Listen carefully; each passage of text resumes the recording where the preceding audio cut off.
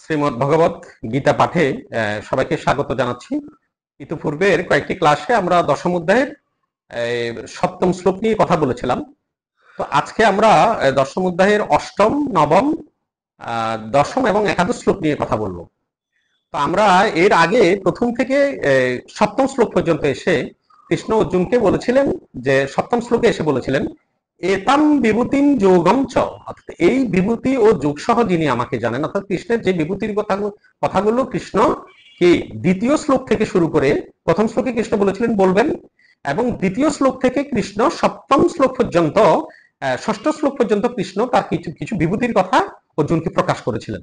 তো প্রকাশ করে শেষে সপ্তম শ্লোকে এসে কৃষ্ণ বলেছিলেন যে এতাম বিভূতিম যোগঞ্চে, এই বিভূতি ও যোগ সহ যিনি আমাকে জানেন, বলছে মম যো ব্যক্তি তত্ত্বত, অর্থাৎ যিনি আমাকে কৃষ্ণকে যে মম যো ব্যক্তি, ব্যক্তি মানে জানেন, তত্ত্বত মানে স্বরূপত, যিনি আমাকে জানেন, বলছে স অবিকল্পেন, অর্থাৎ তিনি সমস্ত রকম বিকল্প পরিহার করে, স অর্থাৎ স মানে তিনি বা যিনি, বলছে যে অবিকল্পেন অর্থাৎ সমস্ত রকম বিকল্প পরিহার করে, যোগেন অর্থাৎ ভক্তিতে, যুজ্যতে যুক্ত হবে না আত্র সংশয়, এ বিষয়ে কোনো সন্দেহ নেই। অর্থাৎ যিনি কৃষ্ণকে তত্ত্বত জানতে পারবেন তিনি কৃষ্ণ ভজনা বাধ্যতামূলক ভাবে করবেন, এবং অবিকল্পেন তিনি অন্য কোনো প্রকার সাধনা তিনি করবেন না, আধ্যাত্মিক অন্য সাধনা তার কাছে ভালো লাগবে না।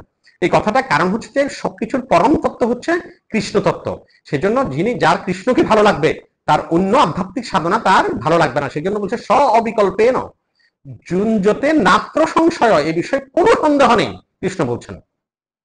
এখন আমরা দেখি আমাদের আজকের পাঠের যে আলোচনা, সেখানে কৃষ্ণ শুরু করছেন কি দিয়ে। অষ্টম শ্লোক আমরা আজকে প্রথম বলি। কৃষ্ণ বলছেন অহম সর্বস্ব প্রভব মত্তা সর্বম প্রবর্ততে ইতি মত্তা ভজন্তে মাম ভূদা ভাব সমন্বিতা। কৃষ্ণ কি বলছেন? বলছে অহম অর্থাৎ আমি, সর্বস্ব অর্থাৎ সবকিছুর, প্রভব অর্থাৎ সৃষ্টিকর্তা। তাহলে কৃষ্ণ এখানে স্পষ্ট ঘোষণা করলেন যে এই জগতের সবকিছু সৃষ্টিকর্তা হচ্ছে কৃষ্ণ। তো সর্বস্ব বলতে আমরা কি বলছি? সর্বস্ব বলতে মানুষকে বোঝানো হচ্ছে না। এই জগতের মধ্যে যা কিছু সৃষ্টি হয়েছে, যা কিছু শেষ হয়ে গেছে, যা কিছু আগামীতে আসতে পারে, জড় পদার্থ, প্রাণী, উদ্ভিদকুল যা কিছু আছে, এবং আমাদের জন্মের আগে আমরা যেখানে ছিলাম, আমাদের মৃত্যুর পরে আমরা যেখানে যাব, আমরা যেটাকে পরলোক বলছি, বলছে যে এই সবকিছুর স্বর্গলোক মানে ত্রিলোক যা কিছু আছে, এবং চিন্ময় জগৎ, গোলক ধাম, বৈকুণ্ঠ ধাম যা কিছু আছে, বলছে যে এগুলো সবকিছু আমারই রচনা করা, আমি সৃষ্টি করেছি। কৃষ্ণ বলছেন অহম সর্বস্ব প্রভব, অর্থাৎ আমি সৃষ্টি করেছি। মত্ত মানে আমার থেকে সর্বম সবকিছু, প্রবর্ততে অর্থাৎ প্রবর্তিত হয় বা আগত হয়। কৃষ্ণ বলছেন অহম সর্বস্ব প্রভব মত্ত সর্বম প্রবর্ততে, আমার থেকে সবকিছু প্রবর্তিত হয় বা আগত হয়। তারপর বলছেন ইতিমত্তা, ইতি মানে এভাবে, ইতিমত্তা মানে ইতিমত্তা মানে মত্তা মানে জেনে, ইতিমত্তা ভজন্তে মাম, আমার ভজনা করেন, ভূধা ভাব সমন্বিতা। তাহলে কি বলছেন এখানে কৃষ্ণ? ইতিমত্তা ইহা জেনে, অর্থাৎ যিনি এভাবে যে না জানবেন, যিনি কৃষ্ণই হচ্ছেন সবকিছুর উৎপত্তির মূল কারণ, কৃষ্ণই হচ্ছে সবকিছুর আদি কারণ, কজেস অফ অল কজ, এই জিনিসটা সর্বকারণের পরম কারণ, এইভাবে কৃষ্ণকে না জেনে কেউ কৃষ্ণ ভজনা করতে পারেন না। আর এইভাবে যখন কৃষ্ণ ভজনা যদি কেউ করেন, তাহলে তিনি হচ্ছে যে কৃষ্ণ ভক্তিতে স্থির থাকতে পারেন।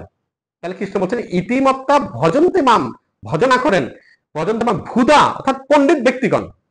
আমরা দেখতে পাচ্ছি কি এর আগে আমরা অনেকগুলো শ্লোক আমরা এভাবে দেখেছি যে কৃষ্ণ বলছেন যে না অহম প্রকাশ সর্বস্ব যুগমায়া সমাবৃত মূঢ় অয়ম ন অভিজানাদি লোকমামজম অব্যয়, অর্থাৎ আমাকে, আমি যে অজ অব্যয়, এই স্বরূপটা মূঢ় ব্যক্তিরা জানতে পারেন না। আমি সবার কাছে নিজেকে প্রকাশিত করি না, আমি যোগমায়ার দ্বারা আবৃত্ত করে রাখি। এরপর আরেকটা শ্লোকে কৃষ্ণ কি বলছেন, এই শ্লোক এখানে একজন বলছেন দেবতা এবং মহর্ষিরাও কৃষ্ণকে জানতে পারে না। আর একটা শ্লোকে কৃষ্ণ কি বলছেন, বলছেন যে কৃষ্ণ কি বলছেন ওখানে, বলছেন যে যে স্বমহাত্মা সুদুর্লভ, অর্থাৎ মহাত্মা ব্যক্তিগণ ছাড়া কৃষ্ণকে জানতে পারে না, আর সব মহাত্মা ব্যক্তিরাও কৃষ্ণকে জানতে পারে না। আমরা একটা শ্লোকে এখানে দেখেছি স্বমহাত্মা সুদুর্লভ, অর্থাৎ মহাত্মাদের মধ্যে তিনি দুর্লভ ব্যক্তি, মাত্র কৃষ্ণকে সমস্ত কিছুর কারণ রূপে, সবকিছুর কারণ রূপে জানতে পারেন। তাহলে এখানে বলছেন কি ইতিমত্তা ভজন্তে মাম, এটা জেনে ভজন্তে মাম, আমার ভজনা করেন, তিনি অন্য কারো ভজনা করেন না। ইতিমত্তা ভজন্তে মাম বলছে বুধা, অর্থাৎ পণ্ডিত ব্যক্তিগণ শুধু কৃষ্ণের ভজনা করেন, মহাত্মা ব্যক্তিগণ শুধু কৃষ্ণের ভজনা করেন, সিদ্ধদের মধ্যে কদাচিৎ কেউ একজন কৃষ্ণকে জানতে পারেন। তাহলে এখানে বলছেন যে কি বুধা ভাব সমন্বিত, অর্থাৎ প্রেম সহকারে আবেগের সহিত তিনি এমন ভাবে কৃষ্ণের ভজনা করেন যাতে তিনি কৃষ্ণকে ভজনা করে কি না করে তিনি থাকতে পারেন না। সবিকল্পেন যোগেন যুজ্যতে নাত্র সংশয়, ওই কথাটা ওখানেও বলছেন, ভাব সমন্বিত, তার মধ্যে একটা ভাবের সঞ্চার হয়। তিনি বুঝতে পারেন যে কৃষ্ণ ভজনা করার জন্য এই জগতের মধ্যে এসেছেন, তিনি এই অনিত্য জগতের অনিত্যতা সম্পর্কে, অশাশ্বত এই জগৎ সম্পর্কে, এই দুঃখ সম্পর্কে তিনি সম্পূর্ণরূপে ওয়াকিবহাল। সেজন্য তিনি কৃষ্ণ ভজনার সিদ্ধান্ত গ্রহণ করে থাকেন।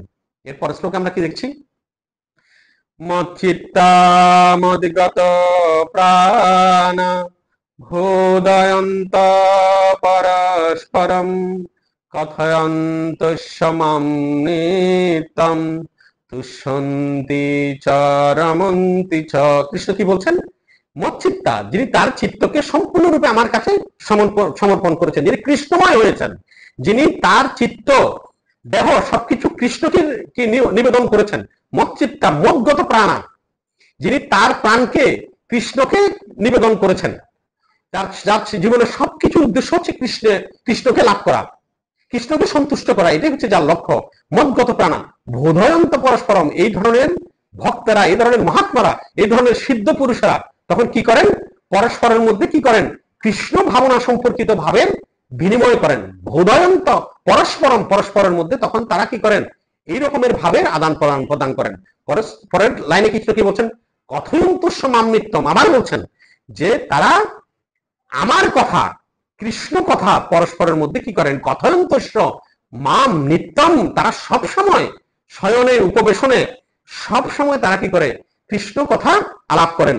তারা গ্রাম্য প্রকল্প অর্থনৈতিক রাজনৈতিক বিষয় নিয়ে তারা আলোচনায় মগ্ন হন না, তারা কৃষ্ণ সম্পর্কিত আলোচনায় মগ্ন হন। তারা সবসময় মহাত্মাদের সিদ্ধ পুরুষদের সঙ্গ করার চেষ্টা করেন। তো বলছে কি, কথয়ন্তস্য মাম নিত্যম তুষ্যন্তি ছ রমন্তি চ, তারা যে এটা কারো পরামর্শে করেন বিষয়টি এমন নয়, তাদের মধ্যে স্বভাবজাত ভাবে তাদের মধ্যে এমন একটি প্রবৃত্তি তৈরি হয় যে তারা কৃষ্ণ সম্পর্কিত আলোচনা করে তারা তুষ্টি অনুভব করেন, তারা কি আনন্দ অনুভব করেন, রমন্তিচ আনন্দ অনুভব করেন, তারা কৃষ্ণের মধ্যেই মূলত তারা রমণ করে থাকেন। এই জন্য সেখানে প্রয়োগ করা হচ্ছে রমন্তিচ, অর্থাৎ কৃষ্ণের মধ্যেই তারা রমণ করেন। এরপর শ্লোকে কৃষ্ণ কি বলছেন, তেষাং সতত যুক্তানাম ভজতাম প্রীতিপূর্বকম দদামি বুদ্ধিযোগম তম যেন মাম উপজান্তি তে। কৃষ্ণ কি বলছেন, তেষাং সতত যুক্তানাম, ওই রকমের ভক্ত যারা মন এবং প্রাণ আমাকে সমর্পণ করেছেন, যারা সবসময় আমার কথা আলাপ আলোচনা করে, আমার ভাবের বিনিময় করে, ওই রকম পণ্ডিত ব্যক্তিগণ যারা ভার সহকারে আমার ভজনা করেন, তাদেরকে এখানে তেষাম বলা হলো। তেষাম সতত যুক্তানাম, কারণ তারা সবসময় আমার সাথে যুক্ত। তেষাম সতত যুক্ত ভজতাম প্রীতিপূর্বকম, যারা আমাকে সব সময় কি করেন, ভালোবাসার সহিত আবেগের সহিত তারা আমার কথা আলোচনা করে। তেষাম সতত যুক্তানাম ভজতাম প্রীতিপূর্বকম, বলছেন দদামি বুদ্ধিযোগম, তাদেরকে আমি ওই রকম বুদ্ধি প্রদান করি। দদামি বুদ্ধিযোগম তম, তম মানে সেই রকম বুদ্ধি প্রদান করি যেন মা উপজান্তিতে, অর্থাৎ যেন মানে যার দ্বারা মা আমাকে কৃষ্ণকে উপজান্তিতে তারা যাতে আমাকে প্রাপ্ত হয়, আমি কৃষ্ণকে কি লাভ করতে পারে, সেজন্য আমি তাদেরকে বুদ্ধিটা প্রদান করি। তাহলে সেই বুদ্ধি প্রাপ্ত হওয়ার উপযুক্ত করে আমাদেরকে গঠন করতে হলে আমাদেরকে সতত কৃষ্ণ ভক্তিতে যুক্ত থাকতে হবে। তাহলে ওই রকম ভক্তি, কিরকম ভক্তি, তেষাং সতত যুক্ত আনাম, সবসময় যুক্ত থাকতে হবে। আর কেমন হইতে হবে বলছে, এর আগে শ্লোকে বলেছে মচ্চিত্তা মদ্গত প্রাণা বোধয়ন্ত পরস্পরম কথয়ন্তস্য মাম নিত্যম তুচ্ছন্তি চ রমন্তি চ, ওইরকম হওয়া লাগবে আমাদেরকে। তাহলে এখন বলছেন কি, তাদেরকে কৃষ্ণ বুদ্ধি প্রদান করেন, অর্থাৎ কৃষ্ণের বুদ্ধি প্রদান ছাড়া কৃষ্ণ লাভের ক্ষেত্রে কৃষ্ণ যখন বুদ্ধি প্রদান করেন, বুদ্ধি প্রদান শুরু করেন, তখন থেকে আসলে কৃষ্ণ ভজনার শুরু হয়। এই বুদ্ধিটা কিভাবে কৃষ্ণ প্রদান করেন সেই কথাটি এর পর শ্লোকে কৃষ্ণ বলছেন তেষামেব অনুকম্পার্থম অহম জ্ঞানজম তম নাশয়ামি আত্মভাবস্তু জ্ঞানদীপেন ভাস্বতা। তাহলে সেই জ্ঞানটা কৃষ্ণ কিভাবে প্রদান করেন? বলছে তেষাম, তাদেরকে, এই অবশ্যই, বলছে ওই রকম করলে কৃষ্ণ দেবেন না এরকম না, কৃষ্ণ বলছেন অবশ্যই দেবেন।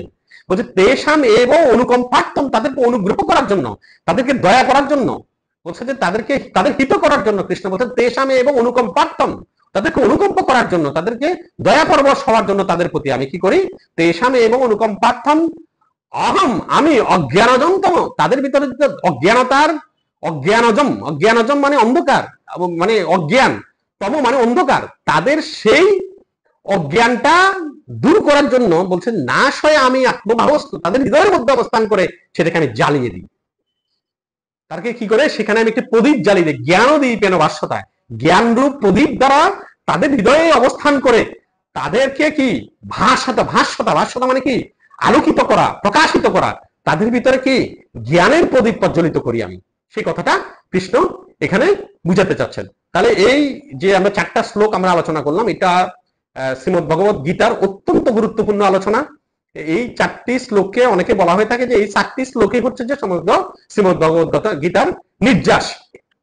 তো আমরা দেখতে পাচ্ছি এখানে যে কৃষ্ণকে লাভ করতে হলে যে আমাদের কৃষ্ণের কাছ থেকে বুদ্ধি পেতে হবে। তো সেই বুদ্ধিটা কিভাবে আমরা পাবো, সেই কৃষ্ণ সেই কথাটাও আমাদেরকে বলেছেন এখানে। তো আমি সবাইকে আমাদের ক্লাসের সঙ্গে যুক্ত থাকার জন্য সবাইকে ধন্যবাদ জানাচ্ছি। আমাদের চ্যানেলটি সাবস্ক্রাইব করবেন দয়া করে। আমরা নতুন চ্যানেল খুলেছি, এই চ্যানেলকে আমাদেরকে উৎসাহ দেওয়ার জন্য আমাদের ভিডিওটি শেয়ার করবেন। সবাইকে ধন্যবাদ জানিয়ে আজকের মতো আমরা সমাপ্তি জানাচ্ছি। ধন্যবাদ সবাইকে।